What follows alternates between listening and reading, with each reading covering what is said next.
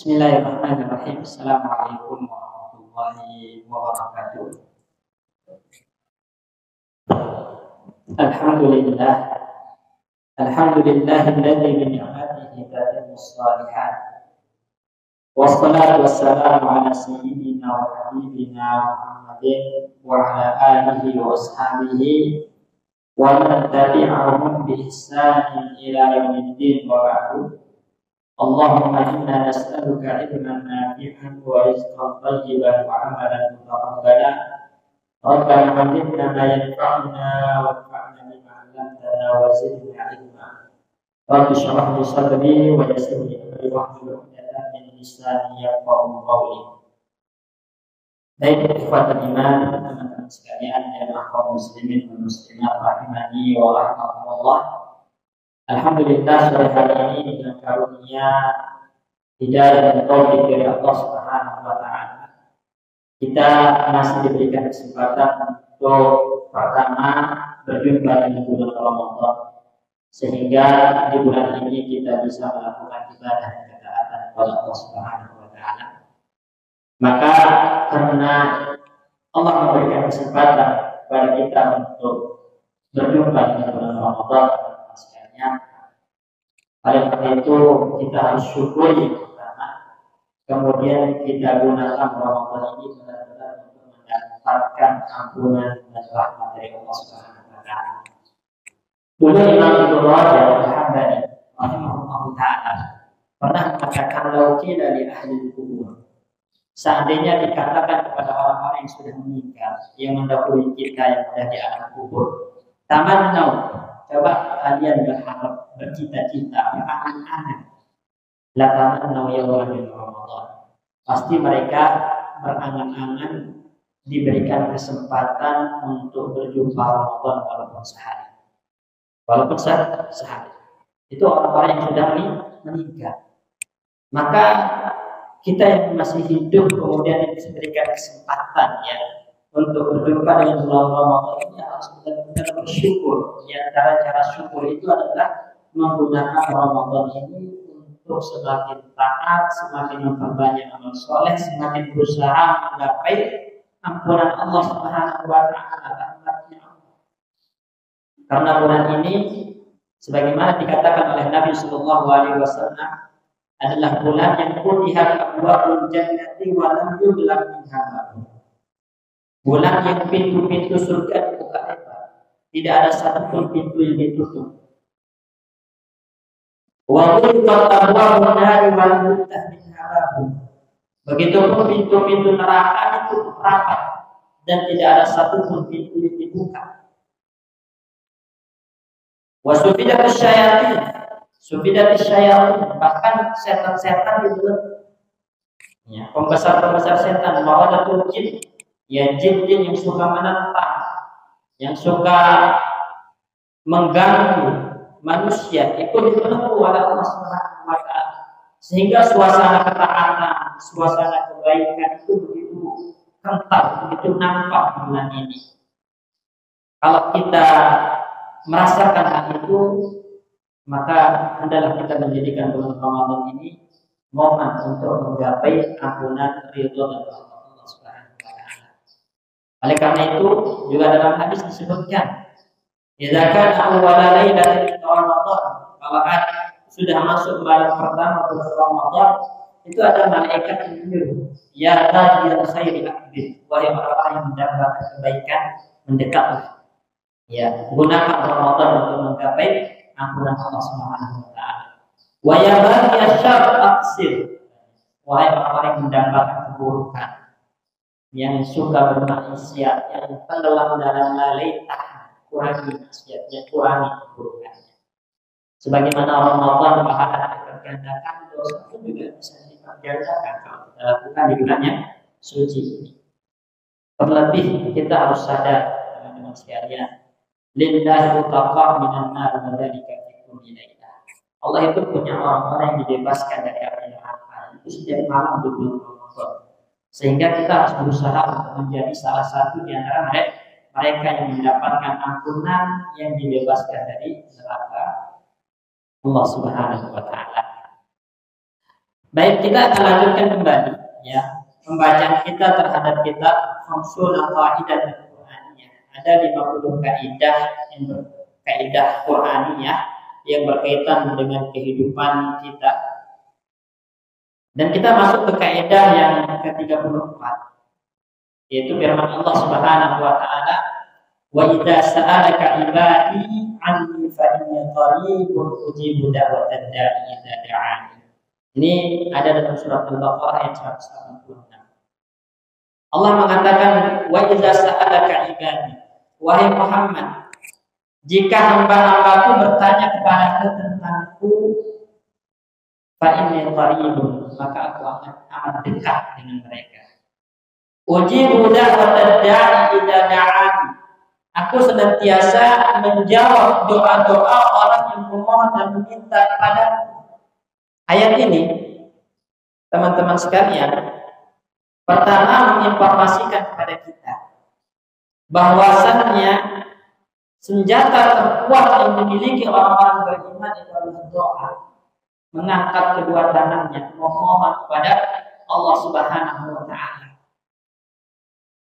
Yang kedua, Allah menjanjikan kepada kita ketika Allah mengatakan, "Wa iza sa'alaka ibadi anni", wahai Muhammad, jika hamba-hambaku, lihatlah Allah memanggil kita dengan hamba-hambanya. Dan kaidah ilmu tafsir mengatakan ketika Allah Subhanahu wa taala menyandarkan sesuatu kepada dirinya, menunjukkan Allah sedang mengangkat derajat hal tersebut. Misalnya, ya, seringkali Allah Subhanahu wa taala menyandarkan sesuatu kepada dirinya.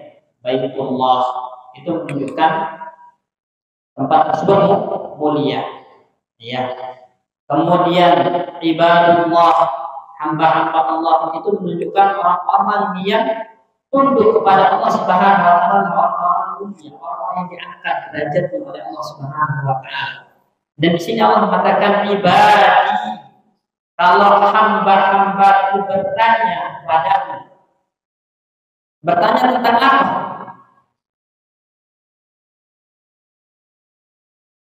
Tentang segala hal yang mereka perlu kesahkan, segala hal yang mereka harapkan. Ya, maka sampaikan kepada mereka,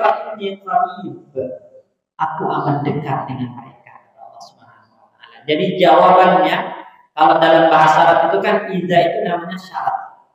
Ya, syarat itu butuh jawaban. Apa jawabannya? Fa inni qarib, aku akan dekat dengan mereka, Allah Subhanahu wa taala. Ya. Dan ayat ini, ya, sebab turunnya adalah ketika seseorang bertanya kepada Nabi Shallallahu Alaihi Wasallam, "Aqaribun rabbuna farunajih."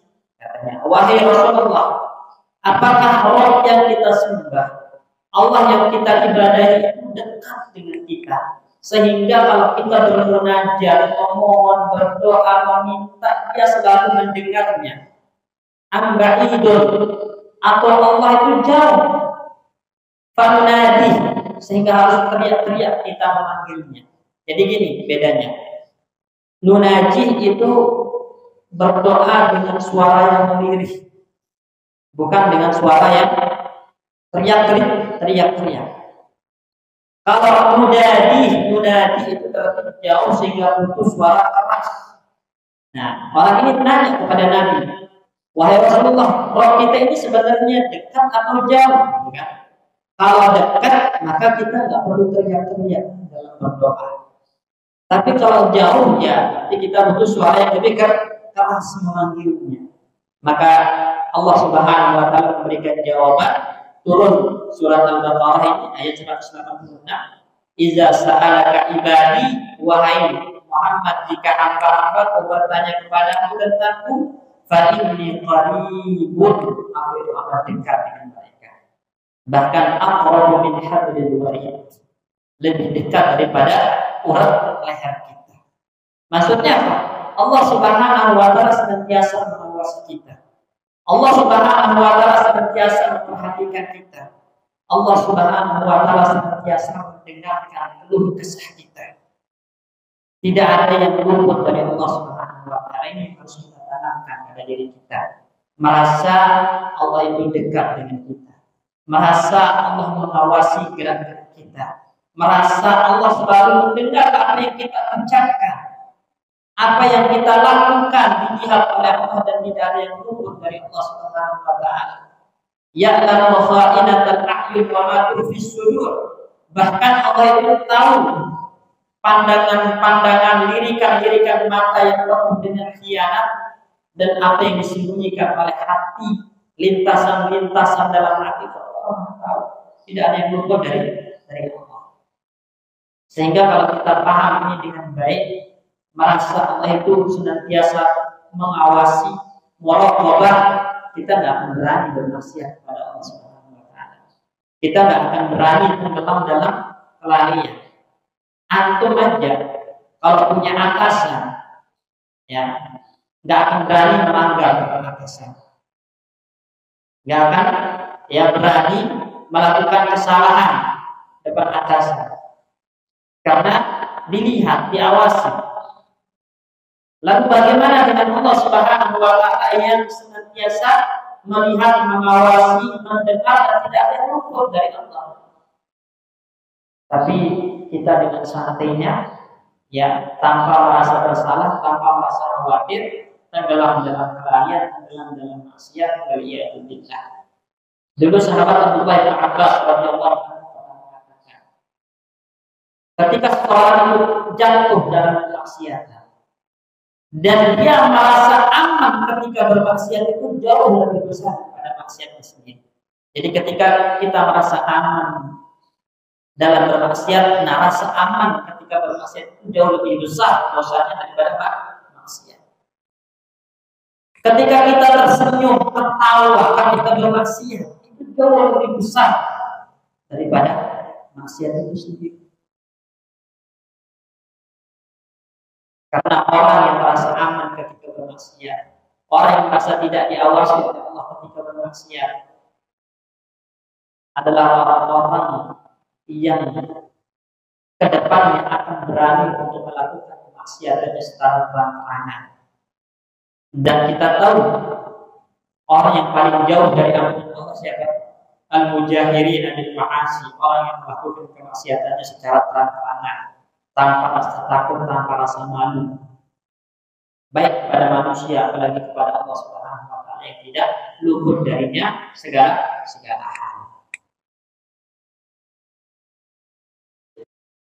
Fa'inna qarib, kata Allah Subhanahu wa taala, aku amat dekat dengan mereka. Dan kedekatan Allah Subhanahu wa taala di sini adalah kedekatan yang sifatnya khusus. Karena kedekatan itu ada dua.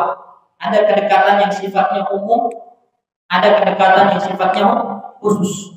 Sebagaimana kebersamaan Allah itu ada yang sifatnya umum, ada yang sifatnya khusus. Artinya kalau secara umum Allah membersamai semua makhluk ini. Ya, Allah membersamai dalam artian Allah mengawasi, Allah memperhatikan, Allah mendengar, Allah melihat apa yang mereka lakukan dalam kehidupan ini. Kalau kedekatan yang khusus, kebersamaan yang khusus itu artinya Allah Subhanahu wa taala memberikan perhatian yang lebih. Allah akan berikan pertolongan.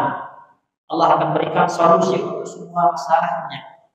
Allah akan mendengarkan keluh kesahnya dan mengijabah semua permohonan dan doa-doanya. Ini yang dinamakan dengan qalbun khasun, kedekatan yang khusus. Kalau kita tahu Allah Subhanahu wa taala akan memberikan kedekatan yang khusus kepada kita, ketika kita mengangkat kedua tangan memohon berharap kepadanya, maka kita sebagai orang yang beriman itu harus lebih semangat lagi untuk memperbanyak doa kita kepada Allah Subhanahu wa taala. Berdoa memohon kepada Allah. Harus lebih semangat. Ya, karena Allah Subhanahu wa taala semakin hambanya itu baik, semakin suka dengan hamba tersebut. Beda kalau antum merengek minta sama manusia, semakin hina antum di depan orang tersebut. Tapi kalau antum merengek memohon meminta kepada Allah, itu semakin mulia antum di sisi Allah Subhanahu wa taala. Kemudian Allah katakan, ujibu da'watad da'i idza da'ani. Aku senantiasa mengabulkan doa-doa orang yang memohon kepadaku. Jadi ayat ini menginformasikan kepada kita bahwasannya asal dari doa yang kita panjatkan kepada Allah Subhanahu wa taala itu tidak ada yang tidak dikabulkan. Pasti semuanya dikabulkan, baik secara langsung ataupun tidak. Karena Allah sendiri berjanji, ujibu da'watad da'i idza da'ani. Aku senantiasa menjawab, mengijabah doa-doa orang yang memohon kepadaku.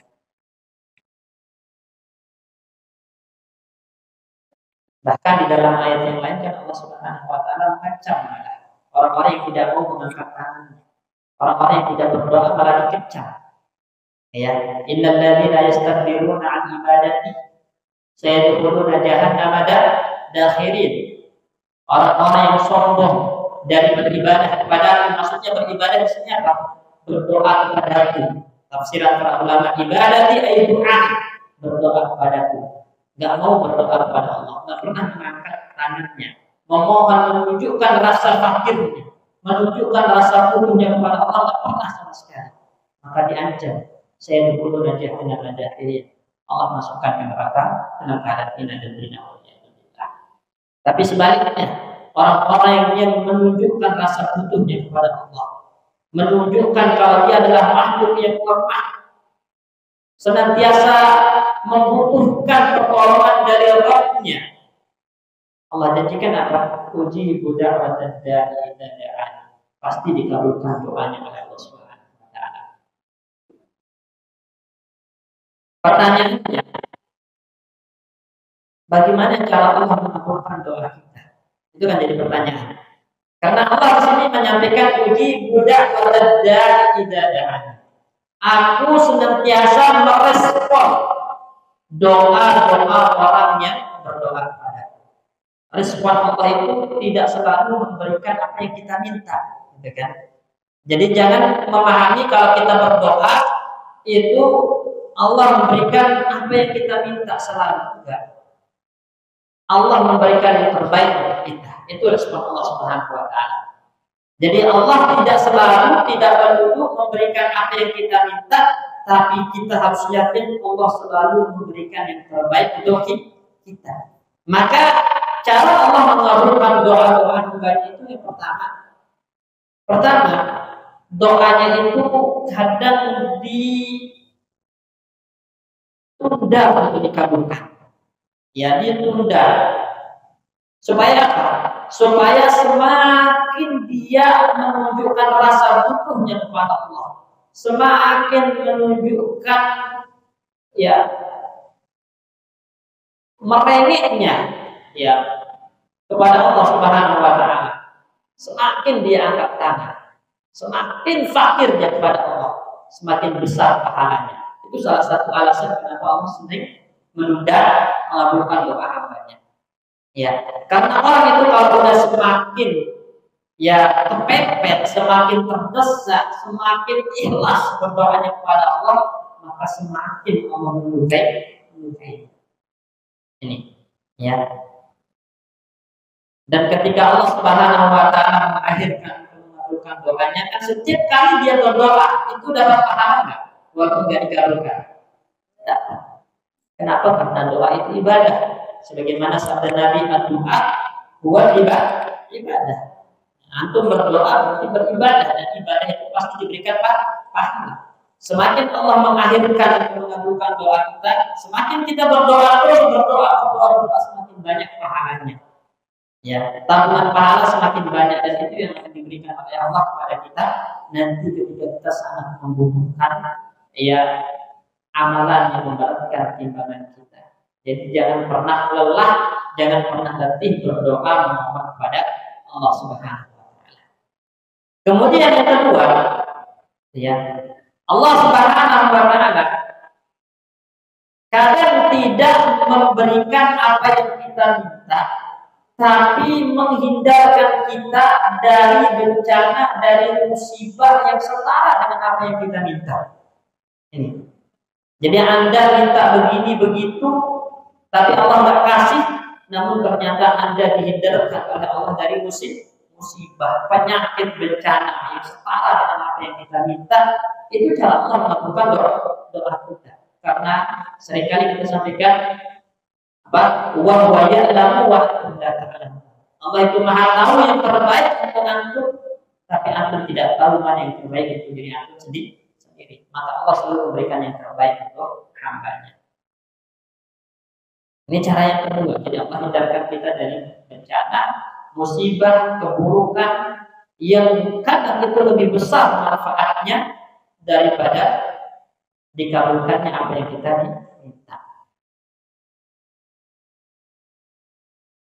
Kemudian yang ketiga, ya, Allah Subhanahu wa taala berikan langsung apa yang kita minta, kabulkan langsung apa yang kita minta.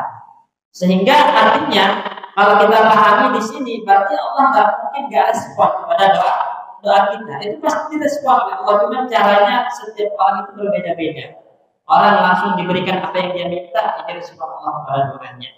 Atau Allah akhirkan, tunda-tunda untuk dikabulkan supaya dia semakin berdoa, semakin mengangkat tangan, semakin merengek, semakin besar pahalanya, dan itu jauh lebih baik bagi dirinya.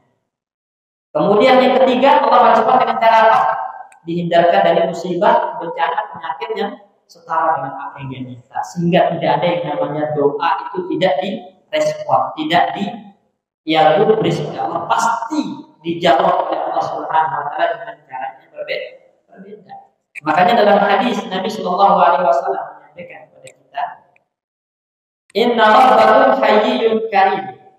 Kata Nabi, sesungguhnya Rabb yang kalian sembah, yang kalian ibadahi, itu adalah Rabb yang maha pemalu lagi maha dermawan.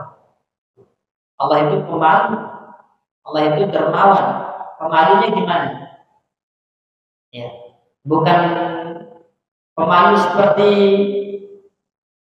yang antum bayangkan, ya. Enggak. Malu Allah itu apa? Yastahyi min 'abdihi idza rafa'a yadayhi an yaruddahu masifra. Allah itu malu kalau dia lihat hambanya sudah mengangkat tangan, berdoa, memohon, kemudian dibiarkan kembali dengan tangan kosong. Jadi tidak direspon. Allah malu. Ya, Allah malu tidak merespon doa-doa hambanya. Karena Allah itu apa? Maha dermawan. Allah selalu mengapresiasi hamba-hambanya yang beribadah, melakukan ketaatan termasuk doa, dan tidak mungkin Allah tidak memberikan respon pada doa-doa kita. Allah pasti memberikan jawaban dengan caranya yang berbeda. Ya. Oleh karena itu teman-teman sekalian, jangan pernah yang namanya lelah, letih mengangkat tangan berdoa memohon kepada Allah.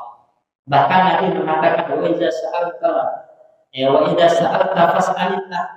Kalau Anda minta kepada Allah, hal yang paling remeh dalam kehidupan dunia ini yang kita butuhkan, jangan pernah berharap sama manusia. Mintanya langsung sama Allah. Nabi mengatakan, hatta syi'at alaih. Sampai kalau tali sandal Anda putus, minta sama Allah, berharap sama Allah, bukan berharap sama manusia. Karena kalau kita berharap sama manusia, kemudian Allah tidak takdirkan, sakit hati kita, ya kan, kecewa kita, ya. Tapi kalau kita berharap kepada Allah, memohon, merengek kepada Allah, dan Allah senantiasa merespon doa hambanya. Tidak ada yang namanya penyesalan di dalam doa. Bukankah Nabi Zakaria mengatakan, walam aku bidu'aika rabbi syaqiyya. Ya Allah, aku tidak pernah kecewa kalau berdoa kepada Zakaria. Enggak ada orang kecewa dalam doanya. Cuma kadang-kadang kita kurang memahami bagaimana Allah mengabulkan doa-doa kita. Kadang kita itu lebih egois, ya, kok Allah nggak jawab doa aku, kok Allah nggak kabulkan doa aku, padahal badannya sehat, ya rezekinya lancar, nggak pernah yang namanya kelaparan, nggak pernah yang namanya kekurangan, nggak pernah yang namanya kena penyakit parah. Bisa jadi itu cara Allah mengabulkan doa. Sehingga kita terlalu egois, kurang bersyukur, ya. Makanya sahabat yang punya Umar bin Khattab radhiyallahu anhu mengatakan, "Inilah ahmilu hammat ijabah." Saya itu tidak terlalu peduli tentang dikabulkan doa saya. Walakin ahmilu hammat doa. Tapi yang paling penting bagi saya adalah senantiasa berdoa kepada Allah. Memohon, karena doa itu ibadah. Dan Allah sendiri berjanji di dalam Al-Quran, kalau kita berdoa pastikan kabulkan. Makanya beliau mengatakan kaidah untuk doa kaidah ijabah. Jadi Allah kalau sudah mengilhamkan, membisikkan, menggerakkan hati kita untuk berdoa, maka pasti ada ijabah bersama. Ya, jadi berdoa itu butuh taufik, berdoa itu butuh ilham, butuh hidayah dari Allah Subhanahu Wa Taala. Karena tidak semua orang ya itu mengangkat tangannya berdoa memohon kepada Allah. Kalau kita jujur sama diri kita sendiri, berapa sering kita mengangkat tangan meminta kepada Allah?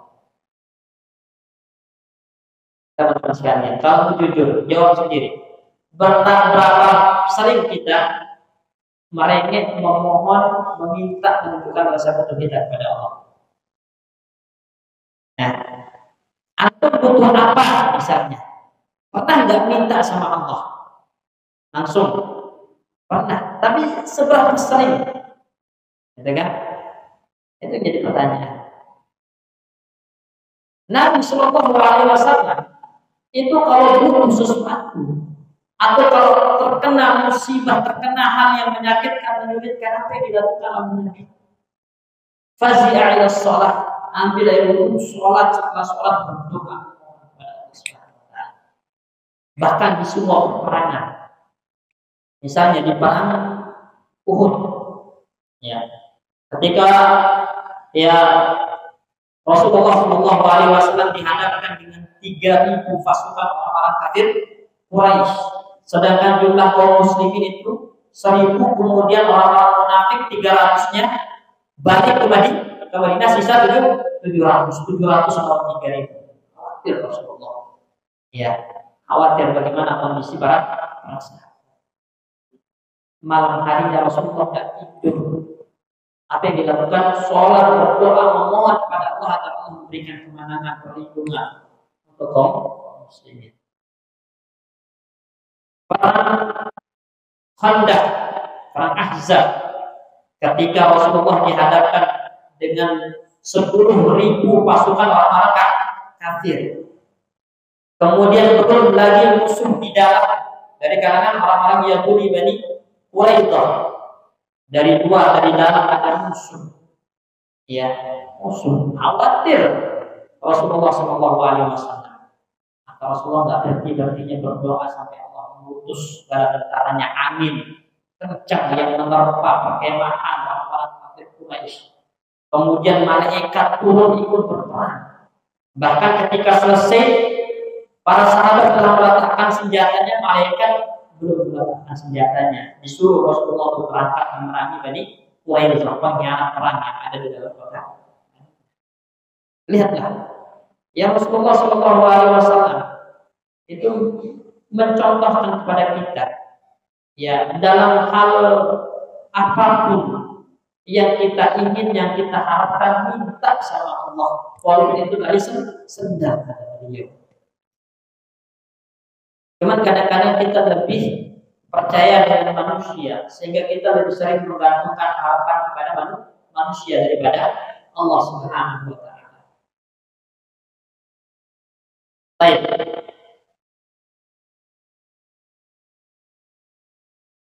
Kemudian, teman-teman sekalian, jika kita memahami doa itu pasti dikabulkan oleh Allah Subhanahu wa Ta'ala, itu merupakan janji Allah kepada kita. Maka jangan kita malas jangan kita lelah, jangan kita telat untuk meminta memohon kepada Allah, terutama di waktu-waktu mustajab. Kapan aja waktu mustajab untuk berdoa? Antara azan dan iqamah. Nih, betapa sering kita berdoa antara azan dan iqamah. Selesai azan, sebelum iqamah, apa yang kita lakukan? Apakah lebih sering kita mengangkat tangan, berdoa memohon kepada Allah, atau lebih sering kita mengobrol, megang HP, main HP? Ini buat renungan bersama. Terus kapan juga waktu doa itu saja, selain antara azan dan iqamah? Hah? Baik, ya. Termasuk teman-teman sekalian, indal iftar, ya. Ketika berbuka, makanya kan diajarkan doa-doa berbuka. Setelah itu nanti akan lanjutkan doa pribadi mohon agar Allah Subhanahu Wa Taala kabulkan. Kapan lagi? Hari Jumat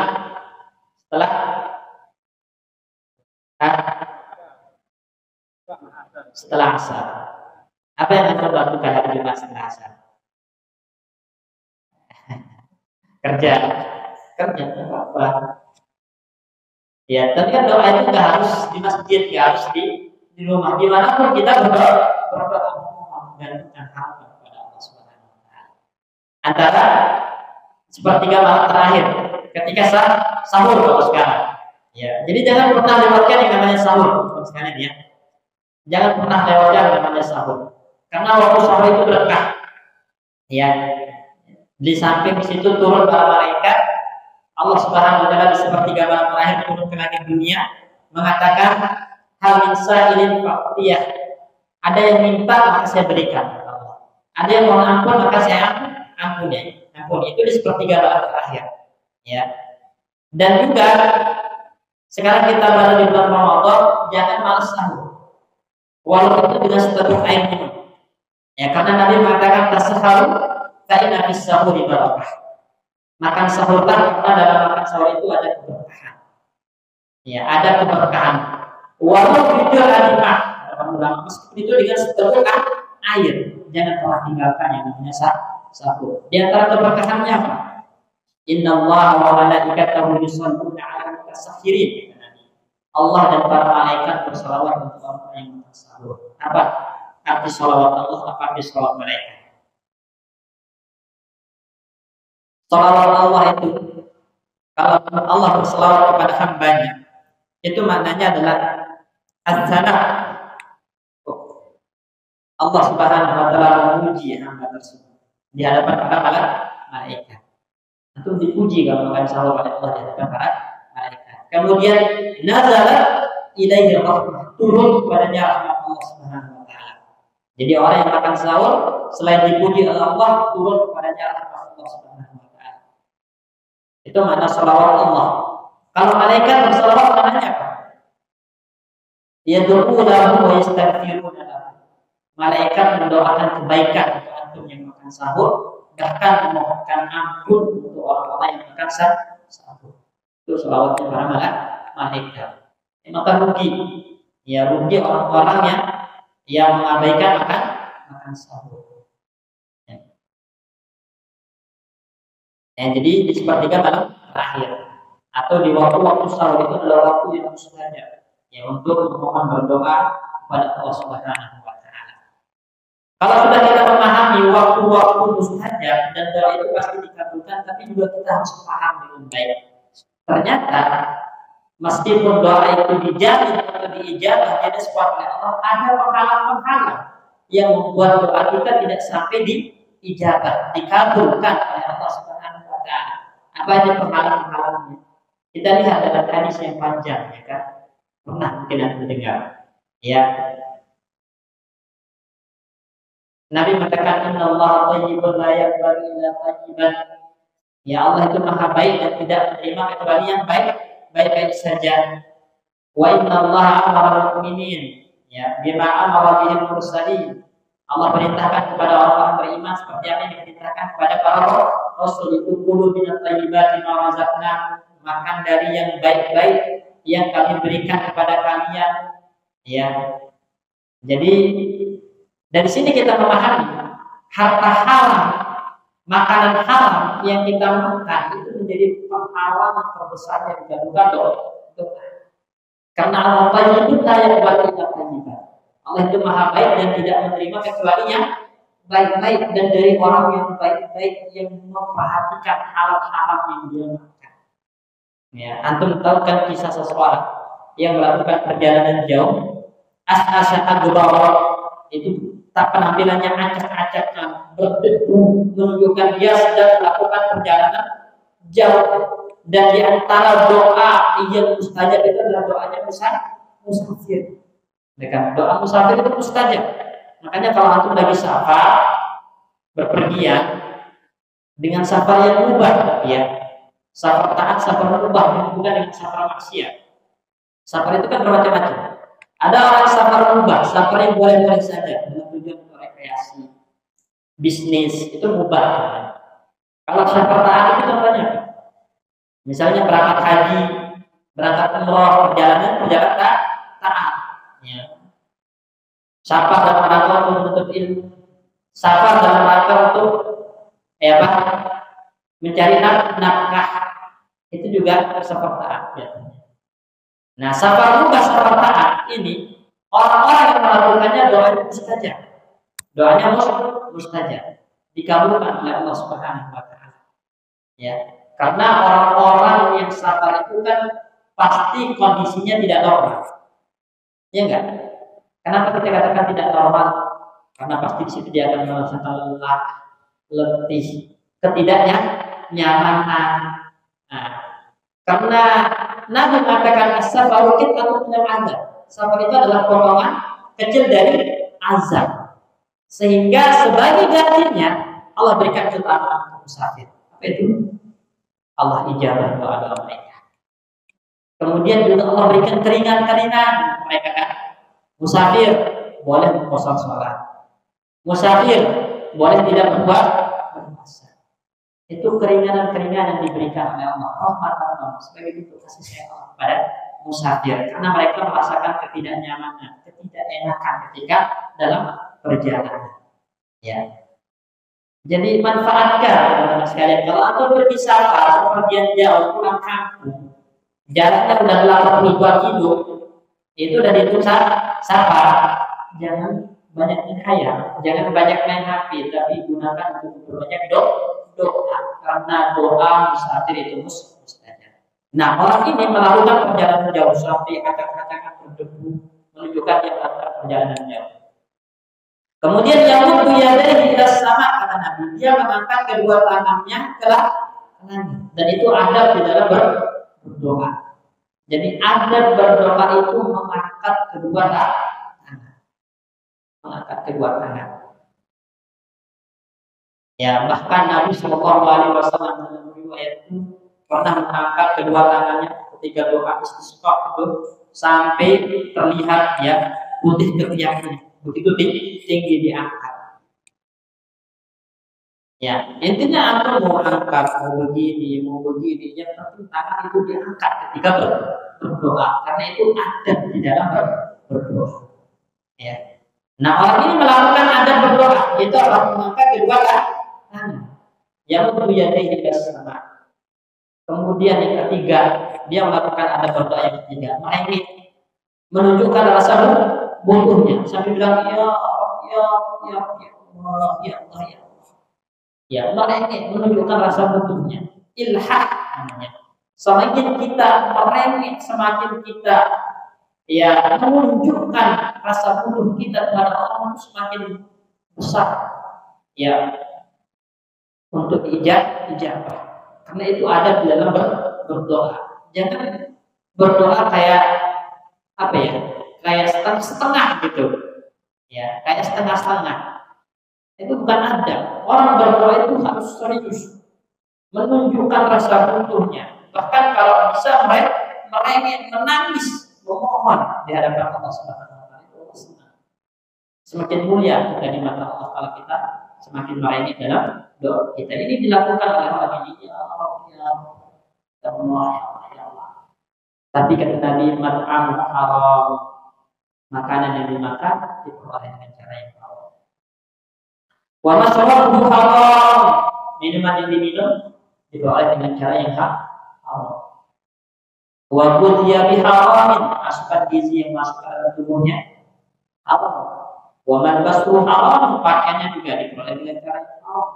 Fa'anna yustajabu lah, bagaimana mungkin doanya dikabulkan oleh Allah Subhanahu wa taala. Padahal asal dari doa itu pasti dikabulkan. Tapi karena kita memiliki harta haram, makanan haram, tidak memperhatikan hal haram, itu menjadi penghalang terbesar doa kita dikabulkan oleh Allah Subhanahu wa taala.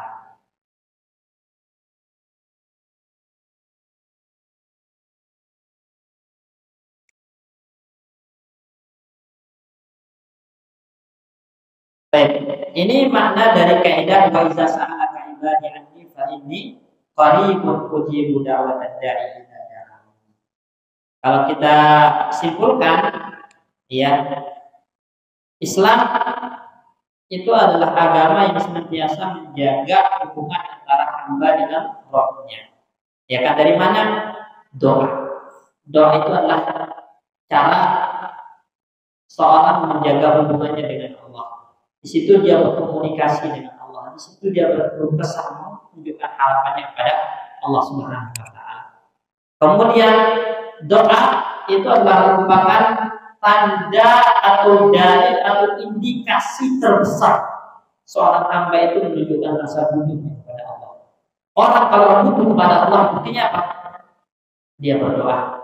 Berarti Anda kalau tidak pernah mengangkat tangan, tidak pernah berdoa, memohon kepada Allah, itu indikasi ada kesombongan dalam hati kita. Makanya Allah ibaratkan dalam Al-Quran tadi, innal ladzina yastakbiruna 'an ibadati, orang-orang yang sombong dari berdoa kepada Allah, tidak mau mengangkat tangan, tidak mau menunjukkan rasa butuhnya kepada Allah, menamakan sombong. Karena ia berdoa itu adalah indikasi terbesar kalau kita ini butuh kepada Allah Subhanahu wa taala. Hadirnya hati, khusyuknya hati, serius di dalam berdoa itu adalah indikasi atau sebab terbesarnya doa itu dikabulkan, ijabah. Jadi hadirkan hati ketika berdoa. Ya. Mereka ilhah. Ya. Kemudian yang ketiga, yang terakhir, ya, di sini kaidah ini, ayat ini menyampaikan kepada kita, doa itu jangan sekali dua kali, tapi dilakukan terus menerus, wala tastajil, dan jangan buru-buru. Jangan buru-buru. Ya, karena semua doa itu adalah kebaikan. Jangan buru-buru minta dikabulkan. Baru sekali dua kali berdoa, kemudian karena nggak diijabah, berhenti dia berdoa. Jangan. Ya, semakin tidak diijabah atau diajarkan, semakin banyak kita harus berdoa. Jadi doa itu dilakukan kontinu, terus menerus, dan jangan buru-buru untuk minta dikabulkan. Karena semakin antum banyak doa, semakin besar pahalanya. Jadi gak ada ruginya orang berdoa. Dan kita juga gak tahu ternyata Allah sudah mengabulkannya dengan cara yang berbeda.